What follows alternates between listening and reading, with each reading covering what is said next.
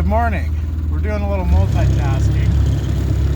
This is going to be a follow-up video to my post on the Little Nasty, where I say, essentially, if you haven't made peace with violence, then don't carry this knife, and frankly, don't carry a lethal weapon.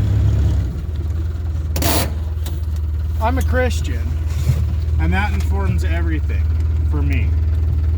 Coming from a culture of extreme violence to becoming a Christian, living Christian principles, caused me to reevaluate my experience, my desire to commit violence.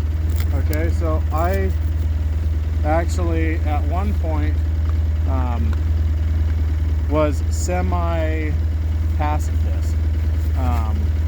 because I'd seen an inappropriate and participated in an inappropriate use of violence. I didn't know if there was an appropriate use of violence, but thankfully the Bible tells us that there is,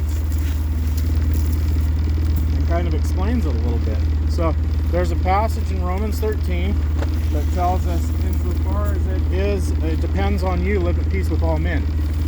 And right there is the foundation for the principle of non-aggression, a principle that I adhere to. I'll avoid violence literally whenever possible, but when it's no longer possible to live at peace, depending on me, I want to engage in violence as quickly and efficiently as possible. And so that's the governing principle for me.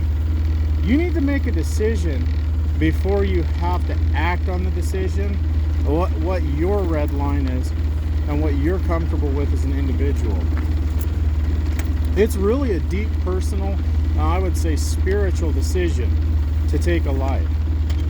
As a Christian, I respect all of creation, including the environment, including the lives of animals, but particularly human life, because I believe that humans were created imago Dei, in the image of God, and so they're very unique and special in that aspect.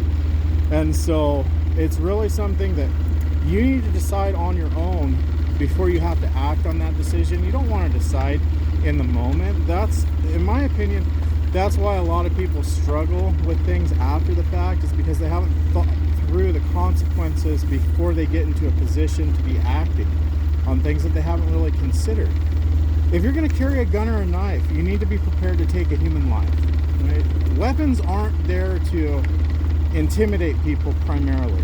Hey, if you pull out a gun and somebody stops doing what they're doing that made you pull out the gun, that's fantastic. That's a win. But you can't hope for that. You can't plan on that. If you pull out a gun or a knife, you are preparing to take a human life. And if you pull it out and you're hesitant, at that point, that's kind of a recipe for disaster, in my opinion. And so you really need to think about these things and make a decision before you're in a position where you're going to have to be acting on that. And that's all I meant by what I said about making peace with violence. But